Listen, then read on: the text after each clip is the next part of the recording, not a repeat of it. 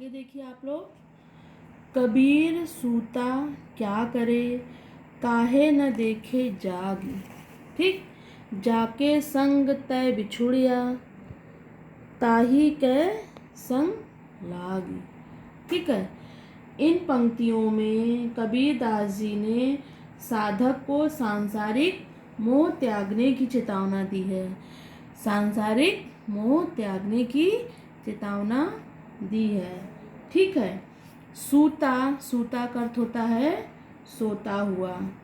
ठीक है, बिछुड़िया यानी अलग होना। ठीक, देखिए इसकी व्याख्या। कबीर दास जी कहते हैं कि हे जीव, हे जीव, तू सूता यानी मोह निद्रा में पड़ा हुआ क्या कर रहा है। अर्थात तू मोह निद्रा में क्यों पड़ा हुआ है। तू जागकर काहे न देखो जाग, जाग यानी जागकर, तू जागकर वास्तविक रूप को क्यों नहीं देख रहा है। तू ज्ञान का प्रकाश प्राप्त करके अपने दुखों का भगवान से निवेदन क्यों नहीं कर रहा है। अरे जीवात्मा, तू अज्ञान के कारण जिस ब्रह्म से अलग हो गया है, जाके संग ते बिछुड़ा, जिस ब्रह्म से तू अलग हो गया है अब उसी को प्राप्त कर। अर्थात ताकि संग ताही के संग लाग, अर्थात जीवात्मा का परमात्मा से संयोग करा दे। फिर से देखिए, मतलब कबीर दास जी का कहना यह है कि जीव जो है वह परमात्मा का अभिन्न अंग है। माया के प्रभाव से वह अपने आप को परमात्मा से अलग समझ लेता है। ठीक है, तभी उसको क्या होता है, दुख झेलने पड़ते हैं, दुख होता है। ठीक, नींद यहाँ पर अज्ञान की अवस्था का तथा जागरण ज्ञान की अवस्था का प्रतीक माना गया है।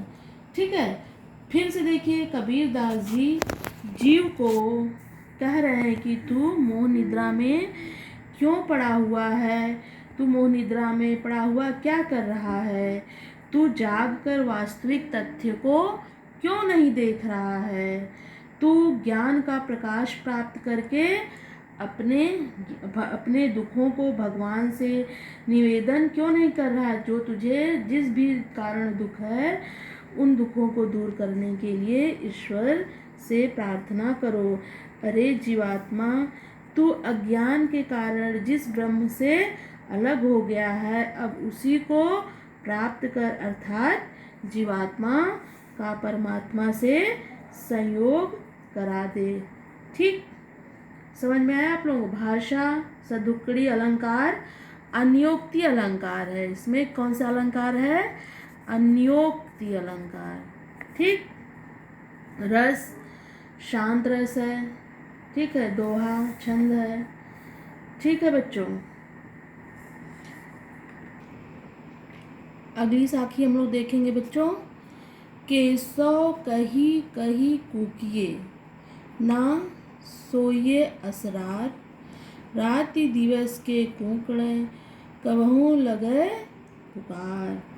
ठीक है, केसव यानी भगवान का नाम, कूकिए यानी बोलिए, स्मरण कीजिए, असरार यानी आलस्य मत कीजिए, रात दिवस के कूकड़े यानी रात और रात दिन पुकारने से कबहू लगे पुकार, कभी न कभी पुकार अवश्य ईश्वर तक जाएगी। ठीक, प्रस्तुत दोहे में कबीर दास जी ने भगवान का स्मरण करने पर बल दिया है। ठीक, उनका विश्वास है कि लगातार भगवान का हम लोग नाम का स्मरण करेंगे तो कभी न कभी ईश्वर को हम लोग प्राप्त करने में सफल अवश्य होंगे। ठीक, कबीर दास जी जीव को संबोधित करते हुए कहते हैं, कबीर दास जी जीव को, ठीक है, संबोधित करते हुए कहते हैं कि हे प्राणियों, हर समय ईश्वर का नाम ले लेकर उसे पुकारते रहो। केशव कही कही कूकिए, मतलब हे प्राणियों, केशव यानी ईश्वर का नाम ले लेकर पुकारते रहो। तुम आलस्य में मत पड़ो, ना सोई असरा, मतलब इस आलस में मत पड़ो कि ईश्वर का नाम लेने में आलस जरा सा भी मत करो, अर्थात अज्ञान निद्रा का परित्याग करो। ठीक, आलस्य का अर्थ मतलब अज्ञानता है जो तुम्हारे अंदर, जो निद्रा है, उन सब का परित्याग करो। रात दिवस, हाँ, रात दिन लगातार पुकारने से कभी न कभी तो तुम्हें सफलता अवश्य मिलेगी। मतलब हर समय हर पल तुम ईश्वर का नाम पुकारते रहोगे तो तुम्हारी पुकार अवश्य ईश्वर तक जाएगी और ईश्वर किसी न किसी दिन तुम्हारी पुकार को अवश्य सुनेंगे।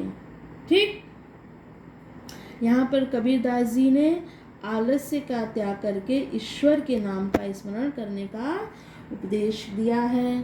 ठीक है, भाषा पंचमील खिचड़ी है, अलंकार पुनरुक्ति प्रकाश एवं अनुप्रास अलंकार है, रस छंद, रस जो है शांत रस है, दोहा छंद है। संभवतः बच्चों आप लोगों को यहाँ तक की साखी समझ में आई होगी। अब शुरू से लेके 8 नंबर तक की साखी को पढ़ लीजिएगा और नहीं समझ में आएगा तो हमसे पूछिएगा। ठीक, चलिए।